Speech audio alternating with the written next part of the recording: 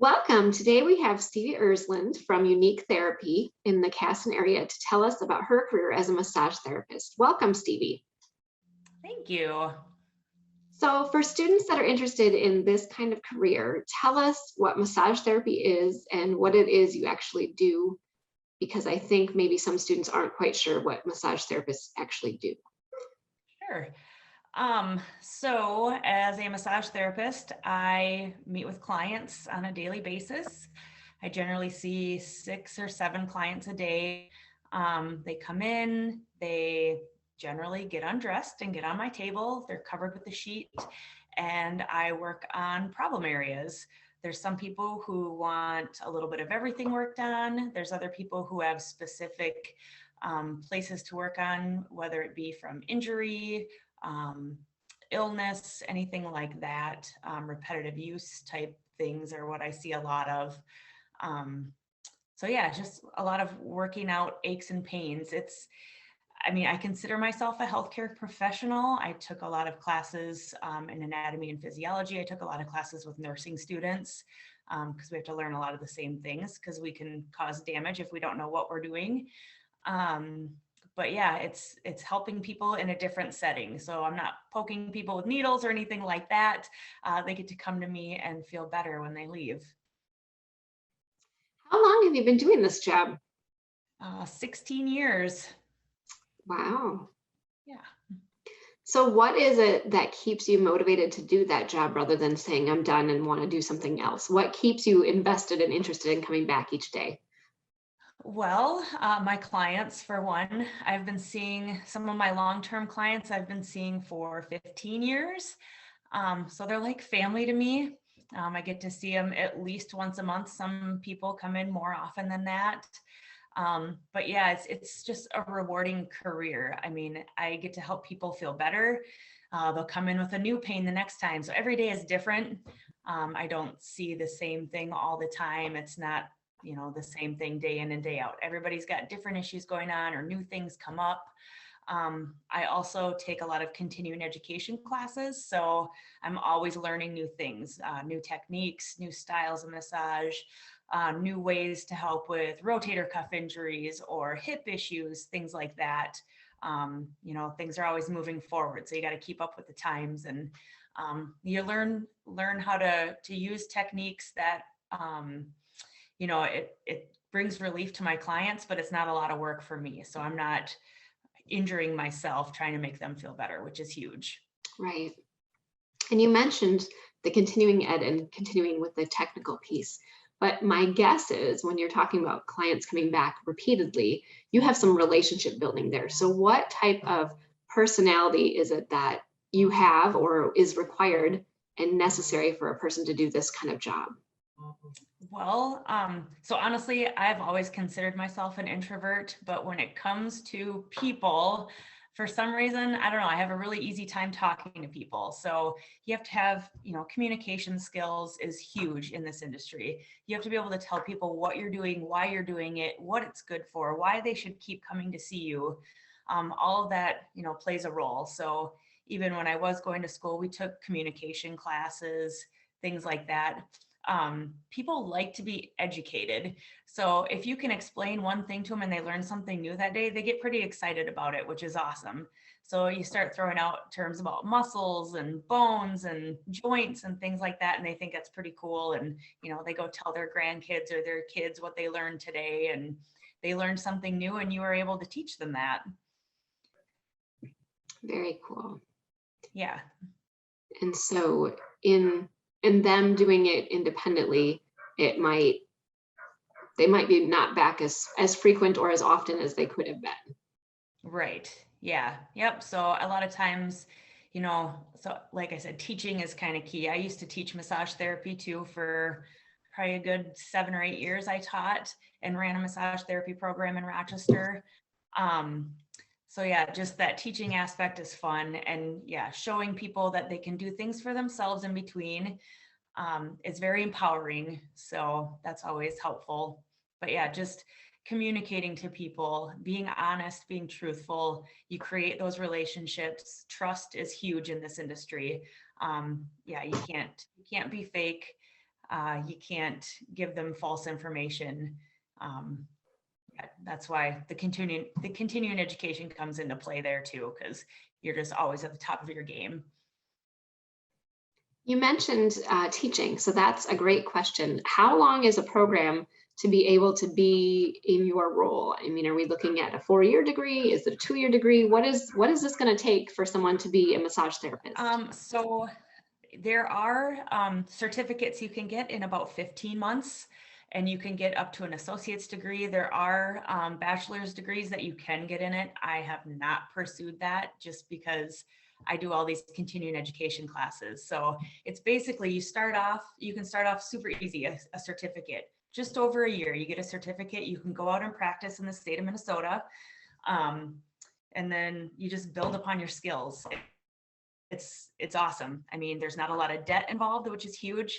I mean, when I went, like I said, I got my associate's degree in it, so 2-year degree. It only took me 15 months to get that, because I already had some liberal arts stuff that transferred over. And yeah, I was able to start working. I had minimal student debt. All my debts are paid off. So I was able to start working and start making money and start making a living. It's a beautiful thing. It is. So what motivated you to pursue this career? I mean, did you know in high school this was the direction you were going, or how did you decide this was the path for you? Yeah, in high school, I'll be honest, I had no idea what I wanted to do. After I graduated, I got a 2-year degree at RCTC in liberal arts, because again, I had no focus. I had no idea what my passion was. I was working at a paper factory in Byron, just doing manual labor just to make money and get by and, see what was going to happen. Because honestly, a 4-year college was not in the cards for me. It's not my thing. And I wish that I would have had this type of opportunity to watch people and find out about other career paths in that, in my teens. But anyways, what happened, it's a funny story. So I was working at the paper factory. I got a flyer in the mail from the Minnesota School of Business, which is a private college that is no longer out there. But they had a checklist of all of their majors, and massage therapy was on there. And I had never thought about massage therapy. I'd never had a massage before. For some reason, I just checked the box and mailed it back, and a rep called me, and they were still building the school. So I met with this rep in a in a trailer on the job site where they were building the college. And we went over, she was asking me questions about my personality, if I'm a hands-on learner, which I totally am. I love to do hands-on things. I quilt, I craft, I like to be in the thick of it with my hands. And she was like, I think you'd be a great fit for this. I always thought being in the medical setting would be awesome. I couldn't be a nurse. I can't handle blood. So there's no blood involved with this, which is amazing.